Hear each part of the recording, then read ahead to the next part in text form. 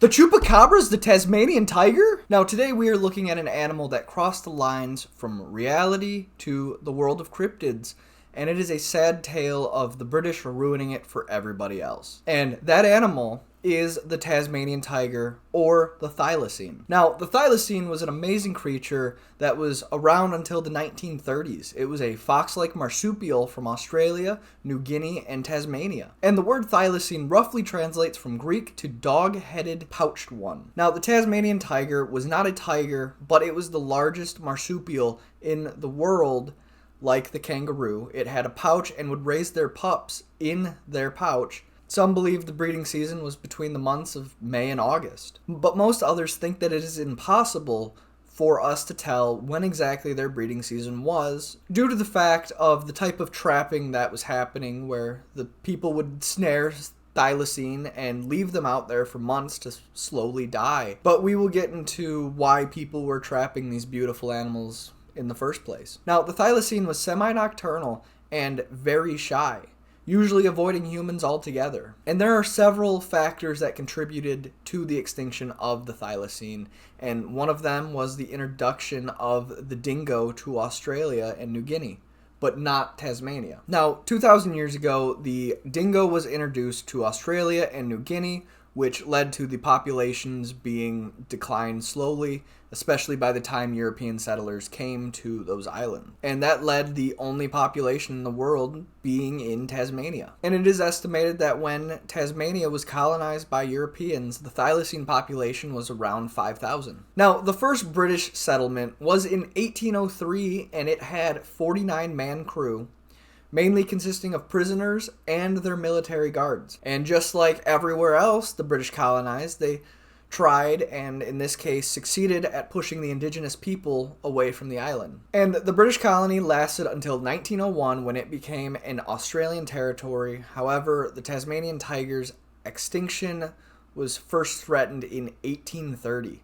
Local farmers all pooled money together to pay for the skins of the thylacine. And it wasn't until 1888 when the government set up a bounty system that would pay £1 for each full-grown thylacine and 10 shillings for juvenile animals. And that is about the equivalent of $223 USD and about $60 for juveniles, which is an insane amount for an animal bounty, especially to be that high. And Tommy, you might ask, why is there a bounty on thylacine? Well, my dear friends, it was because the farmers blamed the thylacine for killing livestock. Now, most farmers raised cattle and sheep and chickens on the island, and after a lot of their livestock had died, they blamed it all on the thylacine. And misinformation started to spread about the thylacine, and locals started to fear and hate it. Now, it is believed that this picture right here was circulated as proof that the thylacine was killing livestock. However, it is now believed that it is a staged photo using a taxidermied animal. And it is also believed most of the livestock were killed by feral dogs and the mismanagement of their own livestock. And the thylacine was the easiest thing to blame because Europeans weren't used to looking at them. And the bounty has lasted until 1909. That's 79 years that the bounty lasted. And about 2,180 bounties were collected, and it is believed that at least 3,500 thylacines were killed between the years of 1830 and 1920. And the very last reported shooting of a thylacine was in 1930. It soon became super rare to see them. Then in May of 1933, a female thylacine was illegally snared by Elise Churchill and sold to the Hobart Zoo in Tasmania. And in 1936, the thylacine was given a protected species status, but their efforts at protecting the thylacine came way too late, because on September 7th, 1936, just 59 days after it was considered a protected species, the thylacine at the Hobart Zoo had died, probably because of neglect. It is believed that the thylacine was locked out of its sleeping shelters and exposed to extreme heat and freezing weather. And that was the last confirmed sighting of a thylacine. Now, many believe that the thylacine at the Hobart Zoo was named Benjamin and was a male, but this is a myth that started in 1968. But the thylacine was an endling, which is the last known species.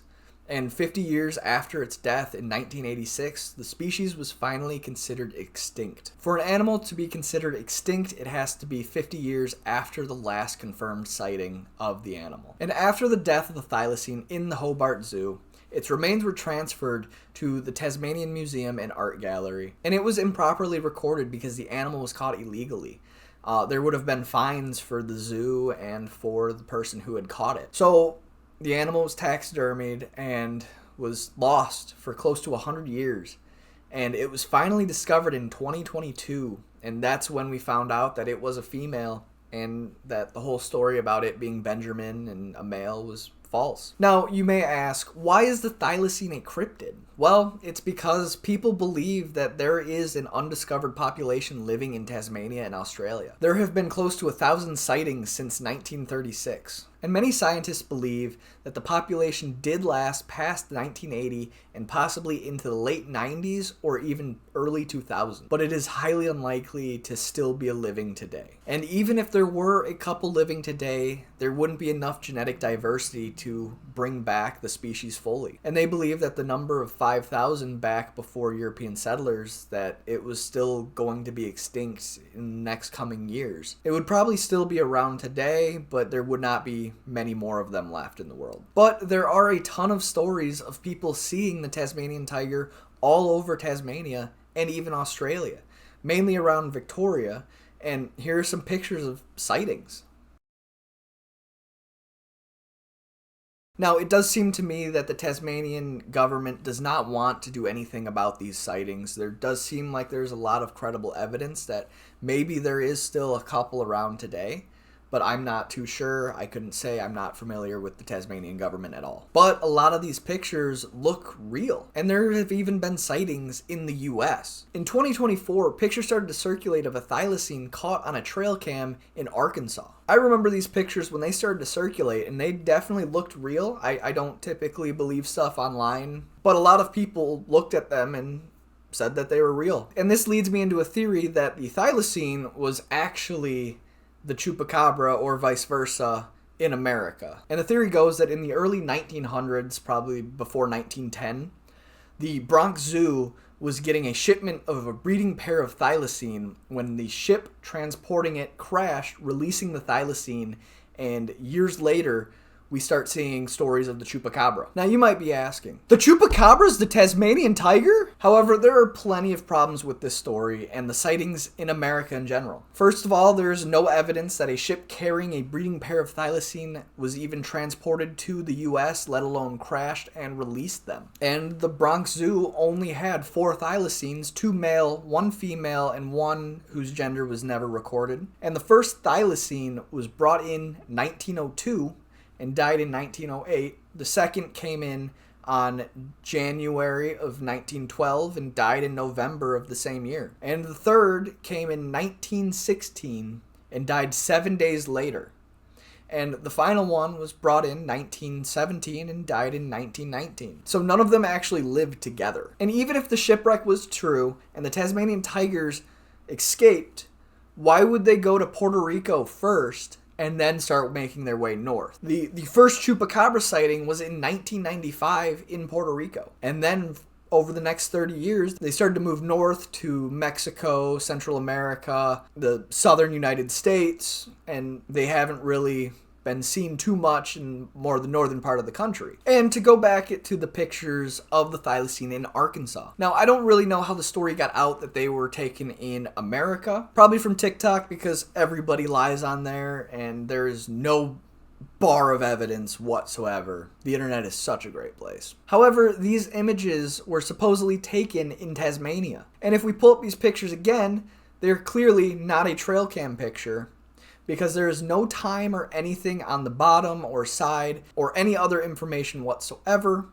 And most trail cams have a time and a date that those pictures were taken. And the quality of the picture does not seem to be trail cam quality. And I did a little digging on these pictures, and to me, they first seem to circulate from the YouTube channel Forrest Galante. I'll link his channel in the description below. Go check it out. He has a great interview with the person who quote-unquote took these pictures. But to me, these pictures looked a little familiar, like I've seen them before. And yes, I did see them when they came around first, but more recently than that, in doing my research into these pictures, I felt like I had seen them before, that just something about them was familiar to me.